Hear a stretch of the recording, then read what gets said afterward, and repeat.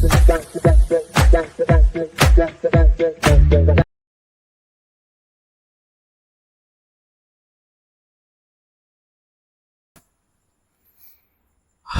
Hello வணக்கம், நான் உங்கள் Singar. Welcome back to my YouTube channel.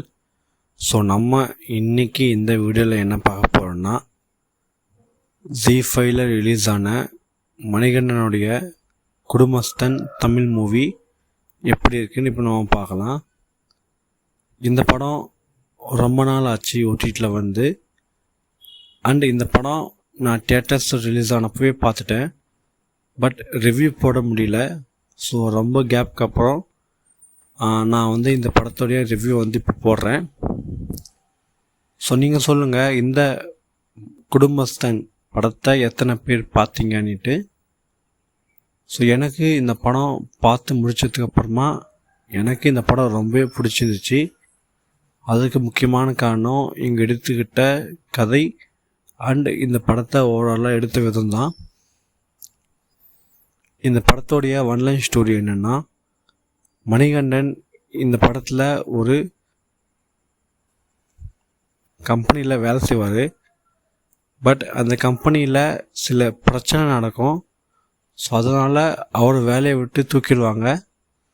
So அவர் வேலை இல்லாமல் கொஞ்ச நாளுக்கு வந்து வீட்டில் இருப்பார்.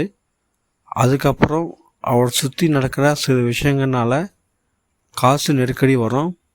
ஸோ அப்போ வந்து அவர் நிறைய கடன் வாங்குவார் வட்டிக்கு. ஸோ அதெல்லாம் ஒரு கட்டத்துக்கு மேலே அதிகமாகும். ஸோ அது வீட்டில் தெரியும்.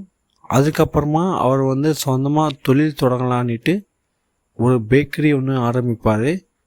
ஸோ அது ஆரம்பித்ததுக்கப்புறமா அவர் பிஸ்னஸ் அவர் நினச்ச மாதிரியே என்ன ஆச்சு, அவர் லைஃப்பில் அவர் இன்னும் நல்ல பொசிஷனுக்கு போனாரா இல்லையா அப்படின்ற ஒரு சிம்பிளான கான்செப்ட் தான். நார்மலாக ஒரு வீட்டு குடும்பஸ்தன் எப்படியெல்லாம் இருப்பாங்களோ அப்படி இருக்கிற ரியாலிட்டி என்னென்ன அப்படின்ட்டு ரொம்பவே சூப்பராக இந்த படத்தில் காட்டியிருப்பார் ராஜேஷ். அதாவது நக்டில்ஸ் ராஜேஷ் அவர் தான். எனக்கு இந்த படம் பிடிக்கிறதுக்கு முக்கியமான காரணமே இவங்க எடுத்துக்கிட்ட அந்த சப்ஜெக்டும் அண்ட் ஓவராலாக எடுத்த விதமும் தான். ஸோ இந்த குடும்பஸ்தன் படத்தில் நடக்கிற மாதிரி விஷயங்கள் நம்மளுக்கு ரியல் லைஃப்பில் நடக்கும். ஸோ இந்த படம் எனக்கு பிடிக்கிறதுக்கு காரணமே வந்து ரியாலிட்டி. ஸோ இந்த படம் பார்க்குறப்போ படத்தை பார்க்குற மாதிரி இருக்காது, ஒருத்தருடைய லைஃப்பை பார்க்குற மாதிரி தான் இருக்கும். ஸோ எப்படி எனக்கு வந்து அப்படி தான் இருந்துச்சு இந்த படம் பார்க்கும்போது. இந்த படத்தில் நடித்த எல்லாரோட பர்ஃபார்மன்ஸுமே ரொம்ப ரொம்ப சூப்பராக இருந்துச்சு. அதுலேயும் முக்கியமாக வந்து மணிகண்டன். ஸோ அவருடைய எல்லா எமோஷன்ஸும் கலந்த மாதிரி ஒரு படம் தான் இது.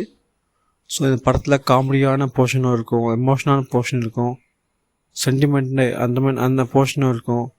ஸோ எல்லாமே கலந்த ஒரு கேரக்டர், அந்த எமோஷன் கலந்த ஒரு கேரக்டர் தான் வந்து மணிகண்டன் வந்து. அவரே தனியாக வந்து பேசுவார். அவருக்கு அவரே பேசுகிற மாதிரி சில சீன்ஸ் இருக்கும். ஸோ அது ரொம்ப ரொம்ப சூப்பராக இருக்கும் ஆக்டிங். அண்ட் இன்னொரு முக்கியமாக வந்து அவர் சோறு சாப்பிடுவார். தட்டில் சோறு போட்டு சாப்பிடும்போது ஒரே ஒரு வாயை வந்து கையை எடுப்பார் சோறு. டக்குன்னு அம்மா வந்து தட்டை பிடுங்கிட்டு போயிடுவாங்க. ஸோ அந்த டைமில் ஒரு ரியாக்ஷன் ஒன்று கொடுப்பாரு. ஸோ அது பார்க்கும்போது ரொம்ப ரொம்ப அவ்வளோ ஒரு ஃபீலிங்காக இருக்கும். ஸோ ஏன்னா நம்ம சாப்பாடு சாப்பிடும்போது நம்ம தட்டையாச்சும் டக்குன்னு பிடிங்கிட்டாங்கன்னா ஸோ அந்த இடத்துல வந்து ஒரு இது ஃபீல் ஆகும். ஒரு அதை எப்படி சொல்கிறதுன்னு கூட தெரியல. அந்த ஒரு எமோஷன் வந்து நிறைய பேருக்கு தெரியாது, பட் அந்த எமோஷன் வந்து சில பேருக்கு தான் தெரியும். அதுக்கப்புறம் கிளைமேக்ஸில் வர அந்த ஒரு போர்ஷனில் வர அந்த எமோஷனான அந்த டைலாக் பேசுகிற சீன்ஸ் அதெல்லாமே வந்து அவருடைய ஆக்டிங் வந்து ரொம்ப ரொம்ப சூப்பராக இருந்துச்சு.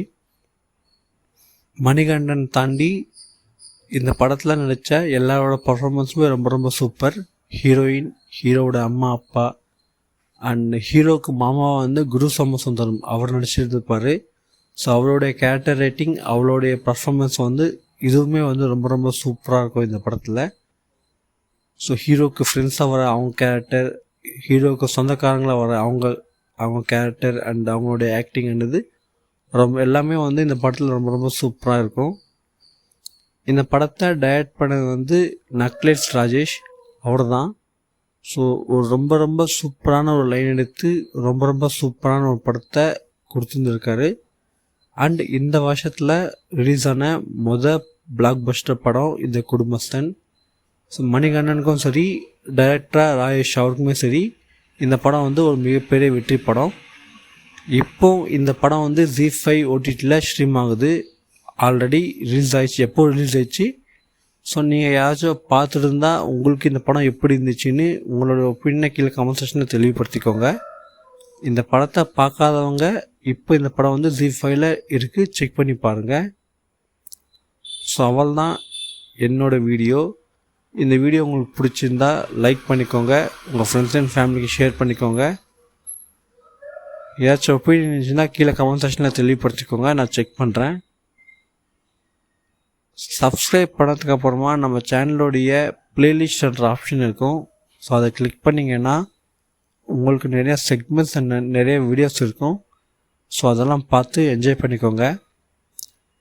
நம்ம யூடியூப் சேனலோடு சேர்த்து நம்ம இன்ஸ்டாகிராம் அண்டு ஃபேஸ்புக் பேஜையும் ஃபாலோ பண்ணி வச்சுக்கோங்க. இன்னொரு வீடியோவில் வந்து நான் உங்களை சந்திக்கிறேன். அது வரைக்கும் நான் உங்கள் சிங்கார். தேங்க்யூ, பாய்.